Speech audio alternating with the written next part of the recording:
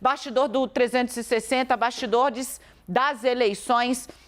Eu trago primeiro essa avaliação de uma ala do Centrão. Aqui na abertura do CNN 360, eu falei com vocês que eu fui ouvir a política profissional.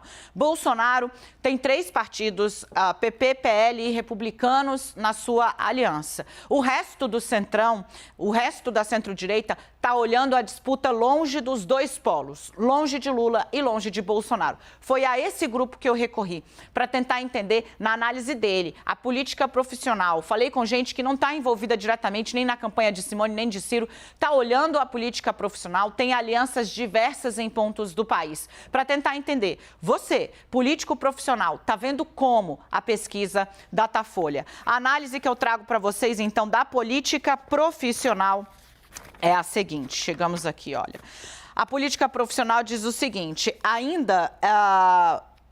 Lula está certo em manter o discurso sobre primeiro turno. Ainda pode dar primeiro turno. É uma possibilidade. O Datafolha traz Lula com 51% dos votos válidos, o que daria ao petista vitória no primeiro turno. Precisa de 50% dos votos, mais Lula tem 51% dos votos. Então, sim, né? Os 2 candidatos estão saindo com um patamar muito forte de votos, mas esse crescimento, o estirão que Bolsonaro traz do primeiro para o segundo turno, me apontou um dirigente de partido do Centrão, mostra que Bolsonaro está perto do teto. Eu falei, mas tem movimentos interessantes para o presidente na classe média, que dá uma estilingada para Bolsonaro, e entre os evangélicos. E aí ele me diz o seguinte, isso já está precificado. São eleitores que são de Bolsonaro, estiveram com Bolsonaro durante todo o governo praticamente e que agora retornam às suas posições. A grande questão aí agora é, Bolsonaro está crescendo, mas o relógio corre contra ele, me disse esse dirigente do Centrão. O relógio corre contra ele porque começa a campanha de uma distância ainda muito grande, né? Muito grande.